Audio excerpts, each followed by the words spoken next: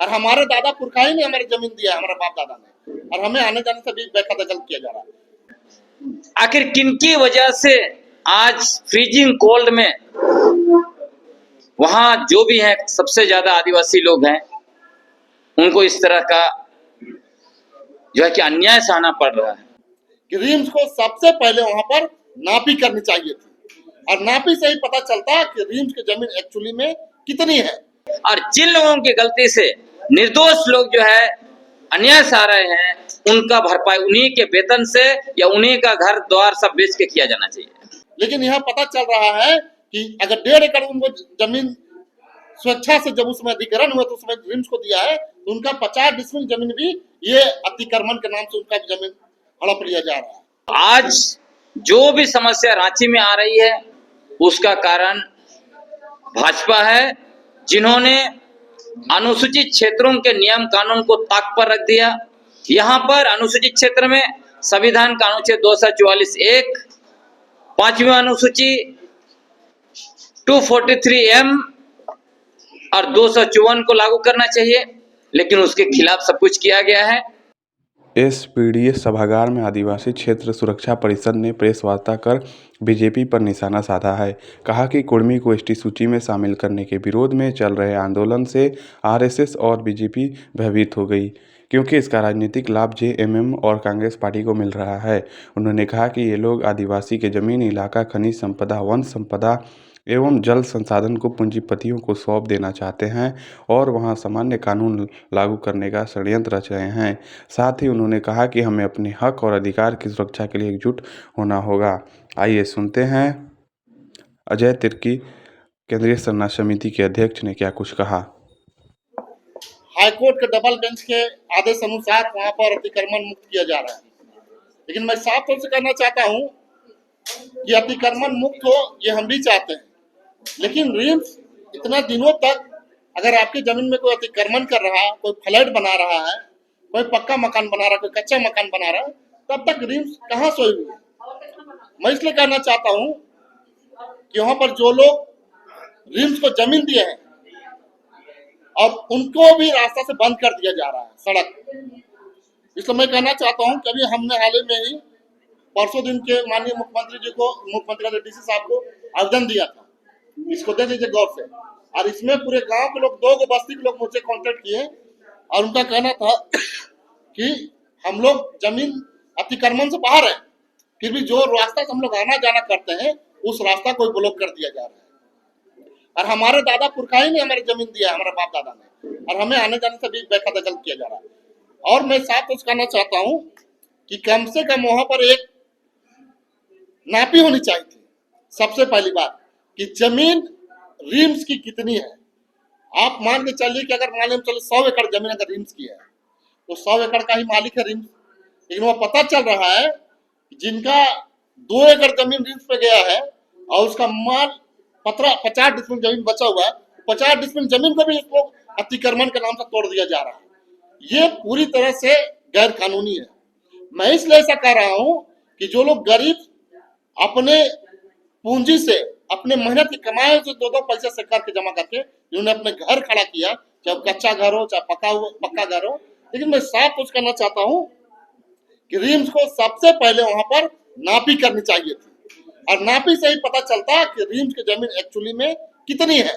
लेकिन यहाँ पता चल रहा है कि अगर 1.5 एकड़ उनको जमीन स्वेच्छा से जब उसमें अधिग्रहण हुआ तो उसमें रिम्स को दिया है, तो उनका 50 डिसमिल जमीन भी ये अतिक्रमण के नाम से उनका जमीन हड़प लिया जा रहा है। मैं इसलिए कहना चाहता हूं कि ऐसे न्यायपालिका को भी संज्ञान में लेना चाहिए, हाईकोर्ट को या फिर रिम्स प्रबंधक को भी वहां पर कम से कम नापी करानी चाहिए, तब दूध का दूध पानी का पानी होगा।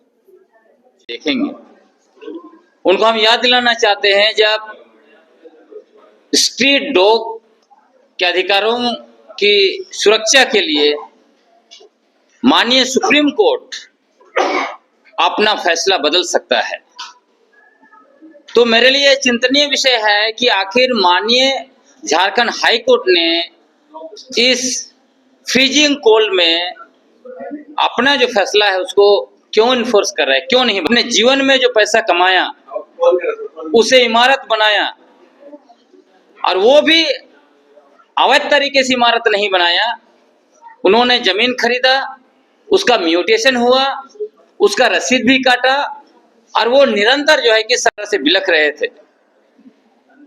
रिम्स प्रबंधन और अब तक जो भी स्वास्थ्य विभाग में मंत्री रहे, क्या उनको आज तक पता नहीं चला था कि वहां पे अतिक्रमण हो रहा है?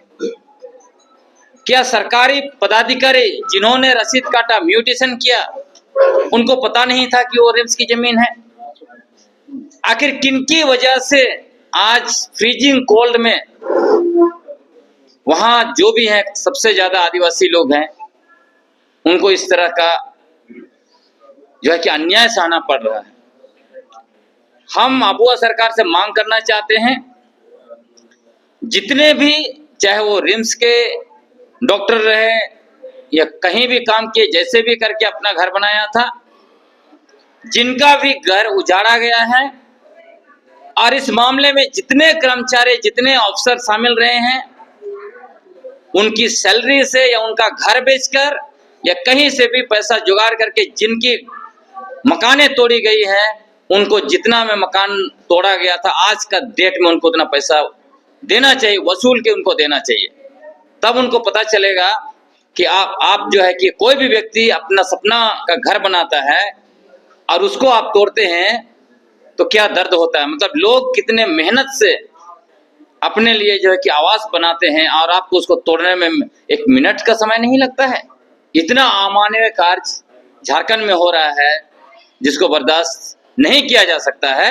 इसके लिए निश्चित तौर पर, इसके लिए मैं मांग करता हूं आबुआ सरकार को बहुत जल्द एक हाई लेवल का कमेटी बनाना चाहिए, जांच की जाए जल्द से जल्द, और जितने लोगों को घर उजाड़ा गया है और जितने लोग इसमें शामिल थे, उनका सैलरी से उनका घर बेच के जो है कि इनको जो है कि पुनः जो है सारा कुछ पैसा दिया जाए ताकि वो लोग अपना बसेरा फिर से बसा सकते हैं। बातें रखी, उसमें मैंने कहा स्पष्ट कि झारखंड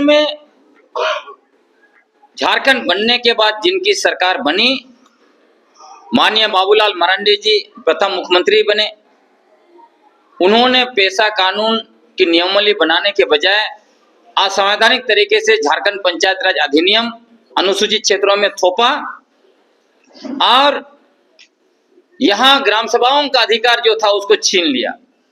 और 2011 में तत्कालीन मुख्यमंत्री माननीय अर्जुन मुंडा ने फिर से असंवैधानिक तरीके से संविधान के अनुच्छेद 244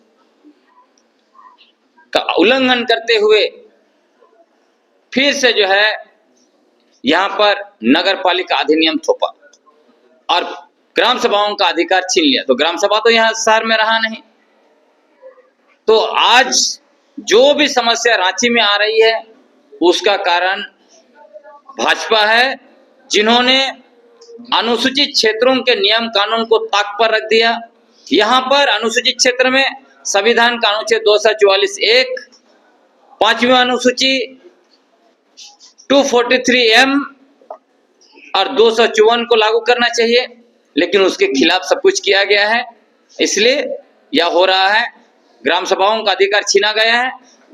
गांव देहात में निश्चित तौर पर जब झारखंड सरकार 25 साल में पेशा कानून को नियमावली बनाकर विधिवत रूप से लागू करने के लिए फेल हो गई, तब हम लोग पारंपरिक ग्राम सभाओं को मजबूत करके निरंतर पेशा कानून को गांव-गांव में लागू कर रहे हैं, जो जिवरी गांव से पिछले साल शुरू हुआ। हम उम्मीद करते हैं, विश्वास करते हैं कि आबुआ सरकार जिवरी मॉडल का अनुपालन करते हुए जल्द से जल्द पेशा कानून का नियमावली बनाकर लागू करेगी, क्योंकि पेशा कानून का मूल मकसद हम आदिवासियों की पारंपरिक स्वशासन व्यवस्था, पारंपरिक ग्राम सभाओं को शासन की शक्ति और अधिकार देना है। और इससे जो समस्याएं पैदा हो रही है, जल जंगल जमीन, हमारा जमीन इलाका और प्राकृतिक संसाधन छीना जा रहा है। 5वीं अनुसूची में बाहरी जनसंख्या भर रहे हैं, यहाँ पे रोजगार, यहाँ की नौकरियां सब बाहरी लोग हासिल कर रहे हैं, वो सारे चीजों पर जो है कि लगाम लगेगा।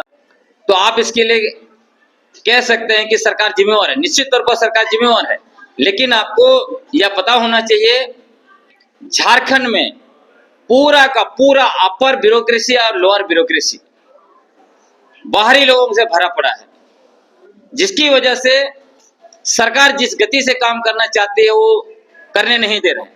आपने खुद सुना होगा, माननीय मुख्यमंत्री हेमंत सोरेन ने खुद कहा कि सीईओ का ऑफिस जो है कि दलालों का अड्डा बन गया है। तो इससे बड़ी बात क्या है? तो वही है, वो कोशिश कर रहे हैं, लेकिन ये पूरा जो आपका नेक्सस बना हुआ है, अपर ब्यूरोक्रेसी, लोअर ब्यूरोक्रेसी, और यहाँ का जितना भी जो है आपका जमीन माफिया हो, खनन माफिया हो, बालू माफिया हो, शराब माफिया हो, जंगल माफिया हो, या ठेकेदार और बाकी सारे लोग, इनका जो नेक्सस बना हुआ है ना, उस नेक्सस को तोड़ना बहुत आसान नहीं है। और यही जो है अबुआ दिसुम अबुआ राइज का सपना को पूरा होने नहीं दे रहा है।